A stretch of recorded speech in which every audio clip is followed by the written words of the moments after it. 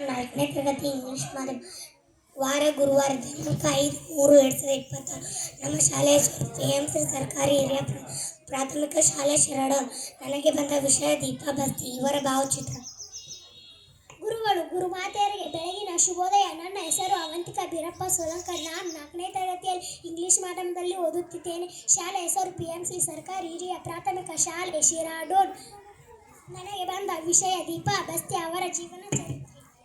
ದೀಪಾ ಬಸ್ತಿ ಜನನ 1983. ಭಾರತೀಯ ಬರಹಗಾರ್ತಿ, ಪತ್ರಕರ್ತೆ ಮತ್ತು ಸಾಹಿತ್ಯ ಅನುವಾದಕಿ. ಬಾನು ಮುಸ್ತಾಕ್ ಅವರ ಎದೆಯ ಹಣತೆ ಕಥಾ ಸಂಕಲನವನ್ನು ಆಂಗ್ಲ ಭಾಷೆಗೆ ಹಾರ್ಟ್ಲ್ಯಾಂಪ್ ಅನುವಾದಿಸಕ್ಕಾಗಿ ಅವರು 2025ರ ಪ್ರತಿಷ್ಠಿತ ಅಂತಾರಾಷ್ಟ್ರೀಯ ಬೂಕರ್ ಪ್ರಶಸ್ತಿಯನ್ನು ಜಂಟಿಯಾಗಿ ಗೆದ್ದಿದ್ದಾರೆ. ಈ ಸಾಧನೆ ಮಾಡಿದ ಮೊದಲ ಕನ್ನಡ ಅನುವಾದಕಿ ಎಂಬ ಹೆಗ್ಗಳಿಕೆಗೆ ಪಾತ್ರರಾಗಿದ್ದಾರೆ. ದೀಪಾ ಬಸ್ತಿ ಅವರ ಬಗ್ಗೆ ಮುಖ್ಯ ಮಾಹಿತಿ. ಸಾಧನೆ 2025ರ ಅಂತಾರಾಷ್ಟ್ರೀಯ ಬೂಕರ್ ಪ್ರಶಸ್ತಿ ವಿಜೇತೆ. ಅನುವಾದಿತ ಕೃತಿ ಬಾನು ಮುಸ್ತಾಕ್ ಅವರ ಸಣ್ಣ ಕಥಾ ಸಂಕಲನ ಎದೆಯ ಹಣತೆ, ಹಾರ್ಟ್ಲ್ಯಾಂಪ್ ಪ್ರಶಸ್ತಿಗಳು, ಹಸೀನಾ ಮತ್ತು ಇತರ ಕಥೆಗಳು. ಕೃತಿಯ ಅನುವಾದಕ್ಕಾಗಿ ಪ್ರತಿಷ್ಠಿತ ಇಂಗ್ಲಿಷ್ ಬ್ಯಾಂಡ್ ಪ್ರಶಸ್ತಿ ಲಭಿಸಿದೆ. ಹಿನ್ನೆಲೆ ಕರ್ನಾಟಕದ ರಾಯಚೂರು ಮೂಲದವರಾದ ಇವರು ಏಷ್ಯಾನೆಟ್ ಸುವರ್ಣ ನ್ಯೂಸ್ನಲ್ಲಿ ಪತ್ರಕರ್ತೆಯಾಗಿಯೂ ಸೇವೆ ಸಲ್ಲಿಸಿದ್ದಾರೆ. ಅನುವಾದಗಳು ಕಾರಂತರು ಮತ್ತು ಕೊಡಗಿನ ಗೌರಮ್ಮನವರ ಕೃತಿಗಳನ್ನು ಸಹ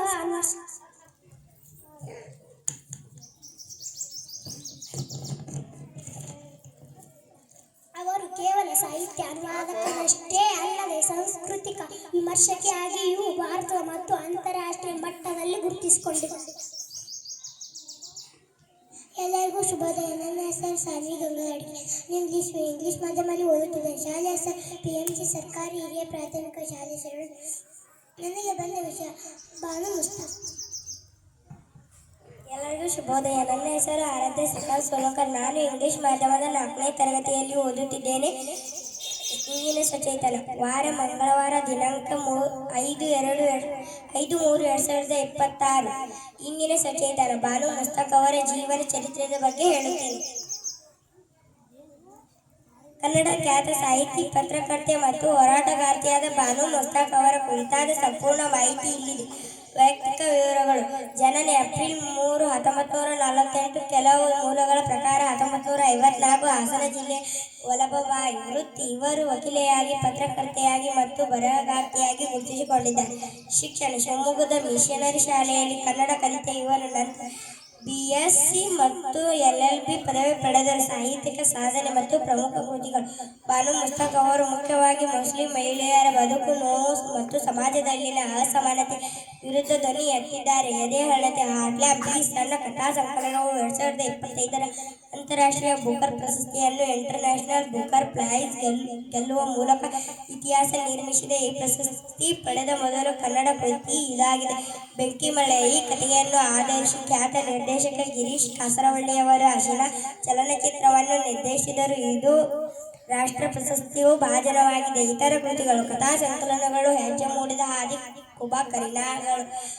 ಕುಬಾ ಕರಿನಾಗರಿಗಳು, ಕಾದಂಬರಿ, ಬಡವರ ಮಗಳು, ಹೆಣ್ಣಲ. ಅನುವಾದ ಕೌಟುಂಬಿಕ ದೌರ್ಜನ್ಯ ತಡೆ ಕಾಯ್ದೆಯನ್ನು ಕನ್ನಡಕ್ಕೆ ಅನುವಾದಿಸಿದ್ದಾರೆ. ಎಲ್ಲರಿಗೂ ನಮಸ್ಕಾರ. ನನ್ನ ಹೆಸರು ಸಂಸ್ಕೃತಿ ದಯಾನಂದಳೇಕರ್. ಇಂದಿನ ಸಚೇತನ. ಶಾಲೆ ಹೆಸರು PMC ಸರ್ಕಾರಿ ಹಿರಿಯ ಪ್ರಾಥಮಿಕ ಶಾಲೆ ಶಿರಾಳ. ಬಾನು ಮುಸ್ತಾಕ್ ಇವರ ಪ್ರಶಸ್ತಿ ಮತ್ತು ಗೌರವಗಳ ಬಗ್ಗೆ ಹೇಳುತ್ತೇನೆ. ಇವರ ಸಾಹಿತ್ಯ ಸೇವೆಯನ್ನು ಗುರುತಿಸಿ ಅನೇಕ ಪ್ರಶಸ್ತಿಗಳನ್ನು ನೀಡಲಾಗಿದೆ.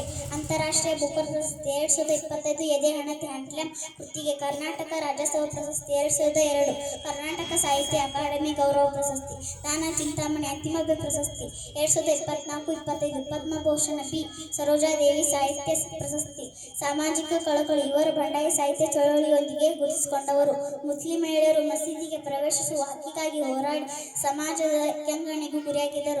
ಲಂಕೇಶ್ ಪತ್ರಿಕೆಯಲ್ಲಿ ಸುಮಾರು 9 ವರ್ಷಗಳ ಕಾಲ ಜಿಲ್ಲಾ ವರದಿಗಾರರಾಗಿ ಕೆಲಸ ಮಾಡಿದ್ದಾರೆ. ಬಾನು ಮುಸ್ತಾಕ್ ಅವರ ಬಗ್ಗೆ ಹೆಚ್ಚಿನ ವಿವರಗಳಿಗಾಗಿ ನೀವು ಬುಕ್ಗ್ರಾಮ್ ಅಥವಾ ಅವರ ವಿಕಿಪೀಡಿಯಾ ಪುಟವನ್ನು ಗಮನಿಸಬಹುದು. ಧನ್ಯವಾದಗಳು.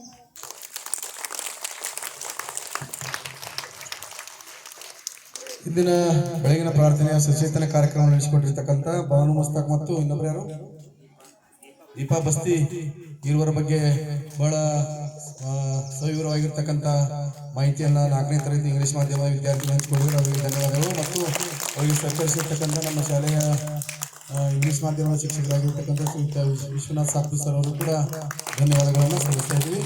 ಸಾಲ ಹೋಗೋಕ್ಕೆ ಕರೆಕ್ಟಾಗಿ